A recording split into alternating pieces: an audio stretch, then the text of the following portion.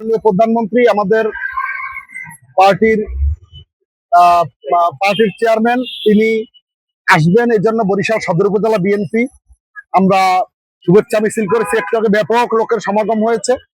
আমাদের আগামী 13 তারিখ বরিশাল ভুরকাটা থেকে শুরু করে বরিশাল পর্যন্ত, বরিশাল জেলা দক্ষিণ এবং জেলা উত্তর ও মহানগরের নেতৃত্বে আমরা রাস্তার দুই পাশে সারিবদ্ধভাবে দাঁড়িয়ে তাকে অভিবাদন জানাবো। তিনি অভিবাদন গ্রহণ করবেন এবং আমাদেরকেও তিনি ধন্যবাদ জানাবেন, এটা আমরা আশা করছি।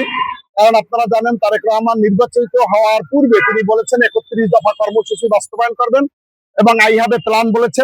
তারই ধারাবাহিকতায় বরিশালের উন্নয়ন তিনি করবেন। তারপরে আমাদের দাবি রয়েছে তার কাছে সবিনয় আমরা দাবি করব, যেহেতু আমাদের সে অভিভাবক, আমাদের দেশের প্রধানমন্ত্রী, আমাদের দলের তিনি চেয়ারম্যান, এই জন্য আমরা তার কাছে দাবি করব বরিশাল সেই কুয়াকাটা থেকে ভাঙ্গা পর্যন্ত 6 লেন করতে হবে, আমাদের ভোলা থেকে বরিশালে ব্রিজ করতে হবে এবং সেখান থেকে গ্যাস এনে বরিশালে শিল্প বান্ধব নগরী করতে হবে।